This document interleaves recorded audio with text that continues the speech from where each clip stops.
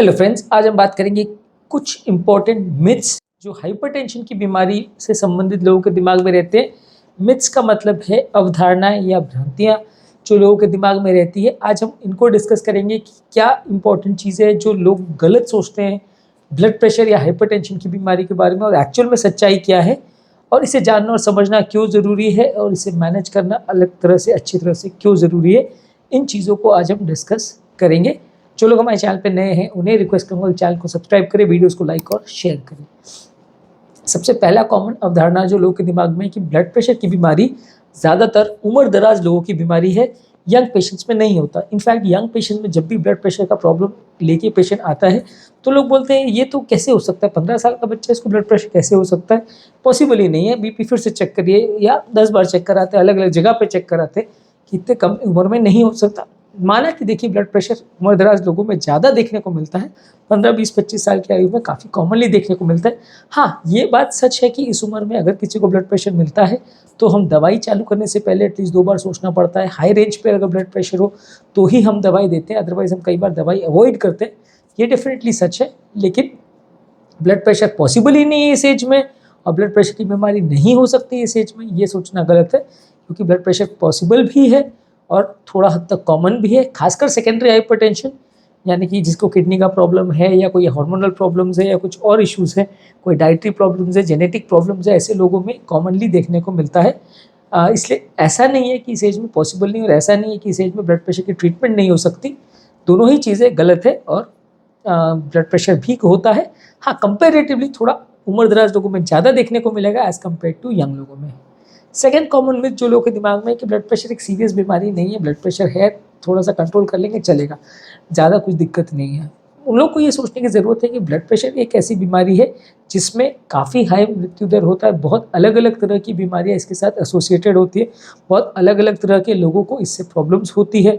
इससे heart attack का chance, लकवे का चांस, किडनी फेलियर होने का चांस, अलग अलग बीमारियों का चांस कई गुना बढ़ जाता है। तो इसलिए ब्लड प्रेशर की बीमारी को इतना लाइटली लेने की या इग्नोर करने की कोशिश मत करिए। इसमें जब परेशानी होती है तो कई बार बहुत ज़्यादा परेशानी हो जाती है और उसको संभालना कई बार मुश्किल पड़ता है।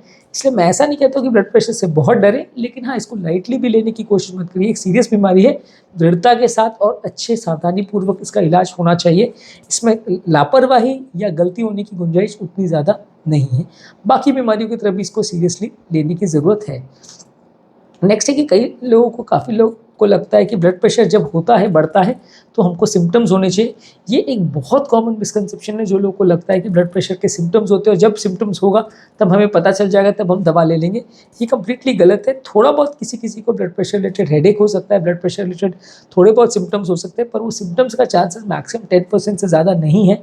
90% लोगों को इवन हाई ब्लड प्रेशर भी होगा तो पता नहीं चलेगा। 90% लोग का ब्लड प्रेशर चेक करोगे तो ही उनको पता चलेगा कि ब्लड प्रेशर है, अदरवाइज कुछ खास ऐसे सिम्टम्स नहीं होते। हाँ, ब्लड प्रेशर रिलेटेड कॉम्प्लिकेशंस अगर हों, या ब्लड प्रेशर रिलेटेड किसी को कोई सिस्टम फेल हो रहा हो, चाहे आंखों में या किडनी में या हार्ट में या ब्रेन में कुछ प्रॉब्लम हो रही हो, तो वो पेशेंट को पता चलेगा और उससे रिलेटेड फीचर्स पेशेंट को आएंगे, ऐसा हो सकता है। लेकिन ब्लड प्रेशर के अपने आप में बहुत ज़्यादा कोई सिम्टम्स नहीं होते, और ये बिल्कुल ही सोचना गलत है कि मुझे तभी दवा लेने की ज़रूरत है जब मुझे सिम्टम्स होंगे। जब सिम्टम्स नहीं है तो मैं दवा मिस कर सकता हूँ, क्योंकि ब्लड प्रेशर का मुझे अपने आप पता चल जाएगा कि मुझे ब्लड प्रेशर है, और उस समय मैं बीपी का ट्रीटमेंट ले लूँगा, बाकी टाइम दवाई लेने की कोई ज़रूरत नहीं है। ऐसा आप करेंगे तो हमेशा परेशान होंगे और लॉन्ग टर्म दिक्कत होने का चांस बढ़ जाएगा। नेक्स्ट, ये इसी से रिलेटेड है कि लोगों को लगता है कि उनको दवा तभी लेनी चाहिए जब उनको ब्लड प्रेशर रिलेटेड सिम्टम्स होते हैं, बाकी टाइम उनको दवाइयाँ लेने की ज़रूरत नहीं है। ये कम्प्लीटली गलत है। अगर आपको ब्लड प्रेशर का प्रॉब्लम है तो आपको दवा कंटिन्यूसली लेनी पड़ेगी। सिम्टम्स के भरोसे नहीं बैठ सकते, क्योंकि सिम्टम्स कई बार बहुत लेट होते हैं, बहुत ज़्यादा हाई ब्लड प्रेशर पे होते हैं, और उसके बाद फिर कई बार कुछ करने की गुंजाइश नहीं बचती, कॉम्प्लिकेशन चालू हो जाता है। तो उसके बाद ब्लड प्रेशर को आप कंट्रोल कर भी लेते हैं तो वो कॉम्प्लिकेशन जो हो गया वो पूरी तरह से आप रिवर्स नहीं कर सकते। नेक्स्ट है कि लोगों को लगता है कि जब मुझे ब्लड प्रेशर होता है तो मुझे सर दर्द होता है, मुझे ब्लड प्रेशर होता है तो मुझे घबराहट होती है, मुझे ब्लड प्रेशर होता है तो मुझे हाथ पाँव में दर्द होता है।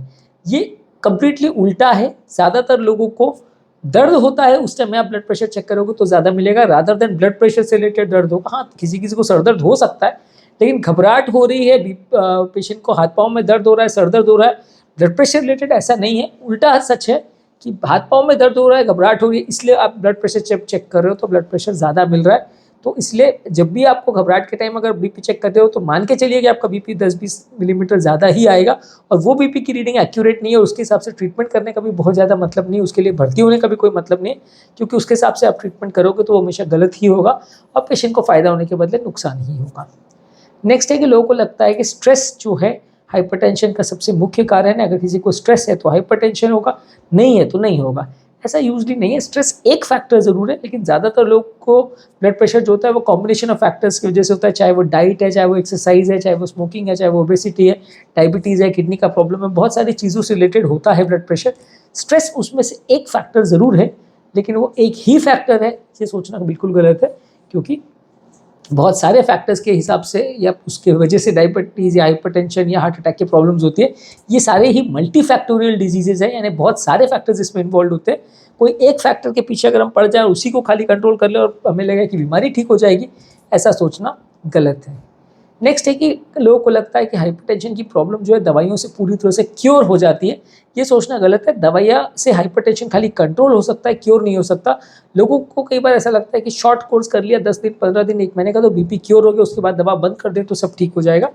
कुछ केसेस में जहाँ रिवर्सिबल कॉजेज की वजह से हाइपरटेंशन हुआ है, स्ट्रेस रिलेटेड हाइपरटेंशन हुआ है, कोई छोटी मोटी बीमारी की वजह से हाइपरटेंशन अगर हुआ है तो वो थोड़ी देर में ठीक हो जाएगा।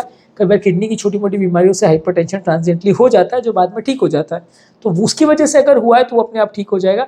लेकिन अगर किसी को लॉन्ग स्टैंडिंग ब्लड प्रेशर का प्रॉब्लम है और पहले से ब्लड प्रेशर है और ज़्यादा ब्लड प्रेशर है, तो वो सिर्फ आपका सिर्फ मेडिसिन लेने से वो क्योर नहीं होगा, मेडिसिन से वो कंट्रोल होगा। जहाँ भी आप मेडिसिन बंद करोगे तो वो रीस्टार्ट हो जाएगा। हाइपरटेंशन की दवा ज़्यादातर केस में लाइफ टाइम चलती है। हाँ, ये भी गलत है कि हर पेशेंट को लाइफ टाइम चलती है।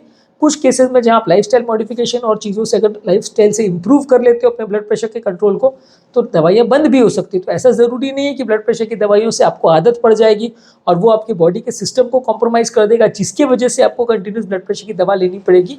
ये सोचना गलत है। ज़्यादातर केसेस में ब्लड प्रेशर अगर आप लाइफस्टाइल मॉडिफिकेशन को साथ में करके बीपी को कम ले आते हो तो दवाइयों की ज़रूरत उतनी ज़्यादा नहीं पड़ेगी, दवा बंद भी हो सकती है। पर ये इस बात पर डिपेंड करता है कि आप कितने अच्छी तरह से उसको कंट्रोल कर पाते हो।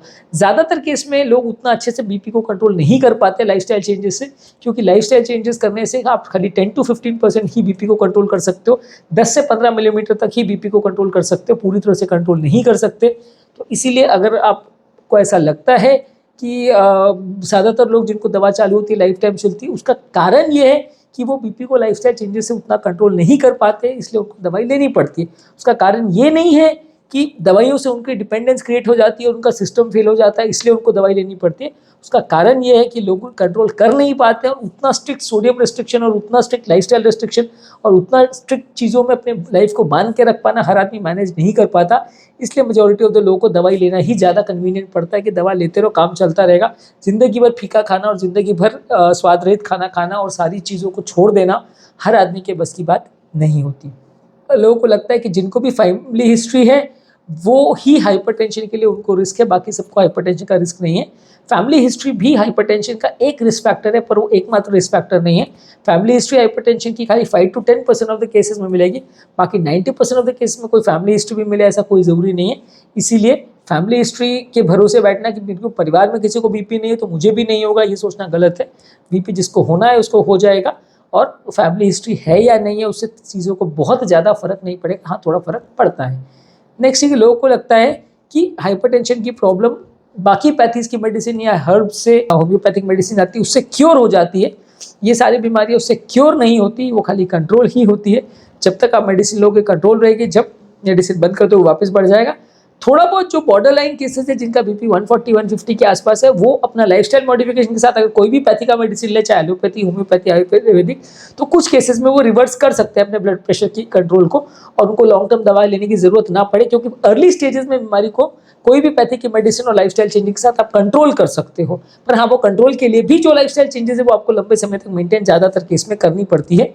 पर पूरी तरह क्योर हो जाए, और खासकर सीवियर हाइपरटेंशन अगर किसी को और बीपी 180-200 के रेंज में, वो कंट्रोल हो जाएगा बिना किसी उसके और क्योर हो जाएगा और फिर बाद में दवा सब बंद हो जाएगी, ये सोचना ज़्यादातर गलत है। और एटलीस्ट 95% से ज़्यादा केसेस में ऐसा पॉसिबल नहीं हो पाएगा।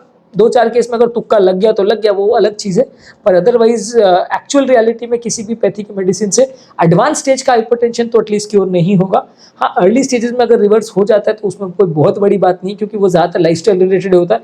आप लाइफस्टाइल इंप्रूव कर लोगे तो वो अपने आप कुछ हद तक ठीक हो जाता है। नेक्स्ट लोगों का इंपॉर्टेंट मिथ जो लोगों के दिमाग में आता है कि हाइपरटेंशन यानी नमक की बीमारी, आप ज़्यादा नमक लोगे तो ब्लड प्रेशर होगा, नहीं नमक लोगे तो ब्लड प्रेशर नहीं होगा। ये भी वैसा ही है कि एक रिस्क फैक्टर है जिसकी वजह से आपका ब्लड प्रेशर बढ़ेगा, लेकिन ये एक ही रिस्क फैक्टर ऐसा ज़रूरी नहीं है। तो कई ऐसे भी लोग होते हैं जो नमक बिल्कुल नहीं खाते, बहुत कम खाते हैं, उनको भी ब्लड प्रेशर हो सकता है। हाँ, नमक कम करने से आपको कंट्रोल करने में कुछ हद तक मदद ज़रूर मिलेगा, इसलिए डेफिनेटली आपको नमक को कम करना चाहिए। पर उसी के सिर्फ भरोसे बैठ लें और ये सोच लें कि मैं सिर्फ नमक कम कर दूँगा, मेरा बीपी बिल्कुल नहीं आएगा, कभी नहीं आएगा, ऐसा ज़रूरी नहीं है। आप खाने में बिल्कुल नमक भी ज़ीरो कर दें तो भी आपका हाइपरटेंशन हाई हो सकता है अगर बाकी फैक्टर्स प्ले करते हैं। हाँ, डेफिनेटली आपकी दवा की रिक्वायरमेंट काफ़ी कम हो जाएगी आप अगर बहुत नमक को कम कर सकते हैं। पर नमक को कम करना, लाइफ टाइम मेंटेन करना इतना आसान नहीं है। ज़िंदगी भर फीका खाना खाना हर आदमी के बस की बात नहीं है। 95% या उससे ज़्यादा परसेंट लोग इतना फीका खाना नहीं खा पाते हैं, क्योंकि ज़्यादातर वो खाना बिल्कुल एक तरह से टेस्टलेस जैसा हो जाता है। तो उसके बदले हाँ, हर्बल स्पाइसेस और ये सब चीज़ों को यूज़ करके आप काम चला लो तो अलग बात है। एक्चुअली स्पीकिंग आप नमक के बिना पूरा लाइफ टाइम खा सकोगे, ये इतना ईजी नहीं है। नेक्स्ट है कि लोगों के दिमाग में होता है कि हाइपरटेंशन वाले पेशेंट को एक्सरसाइज अवॉइड करना चाहिए। ये काफ़ी गलत है। एक्सरसाइज उनको करना चाहिए, डेफिनेटली करना चाहिए, और एक्सरसाइज करने से उनका ब्लड प्रेशर का कंट्रोल काफ़ी इंप्रूव होगा। हाँ, बहुत हाई अगर ब्लड प्रेशर है तो उस समय एक्सरसाइज करना अवॉइड कीजिए, अदरवाइज आपका ब्लड प्रेशर का कंट्रोल कॉम्प्रोमाइज़ हो सकता है, बीपी ज़्यादा शूटअप हो सकता है और उससे रिस्क हो सकता है। पर अदरवाइज ज़्यादातर लोग को एक्सरसाइज करना चाहिए। नेक्स्ट इंपॉर्टेंट बात है कि लोगों को लगता है कि एंग्जाइटी और स्ट्रेस से रिलेटेड हाइपरटेंशन होता है, तो अगर हम एंटी एंग्जाइटी मेडिकेशन ले लें तो बीपी की दवा की ज़रूरत नहीं है। पर ऐसा भी सही नहीं है। एंटी एंग्जाइटी मेडिकेशन लेने से आपका स्ट्रेस और स्ट्रेस रिलेटेड हार्मोन्स काफ़ी कम हो सकते हैं, उससे बीपी मेडिसिन की रिक्वायरमेंट कम हो सकती है, लेकिन पूरी तरह से कंट्रोल हो जाएगा ऐसा कोई गारंटी नहीं है। उसमें भी वही कॉन्सेप्ट है कि मल्टीफैक्टोरल डिजीज़ है, स्ट्रेस एंग्जाइटी उसमें से एक फैक्टर है, उसको कंट्रोल करने से आपको कुछ मदद ज़रूर मिलेगी, लेकिन 100% उससे कंट्रोल हो जाएगा ऐसा कोई ज़रूरी नहीं है। नेक्स्ट लोगों के दिमाग में आता है कि हाइपरटेंशन खाली मोटे लोग की बीमारी है, जो लोग का वजन ज़्यादा है उनको ही बीपी होगा, ऐसा भी नहीं है। दुबले पतले लोगों को भी ब्लड प्रेशर होता है और मोटे लोग को ब्लड प्रेशर हो ऐसा ज़रूरी भी नहीं है। हर मोटे आदमी का ब्लड प्रेशर ज़्यादा हो ऐसा भी ज़रूरी नहीं है। कई लोग को होता है, ऑब्वियसली मोटे हो तो वजन हो तो ज़्यादा ब्लड प्रेशर का रिस्क ज़रूर है, लेकिन गारंटी है ऐसा कि सबको ही बीपी होगा ऐसा कोई ज़रूरी नहीं है।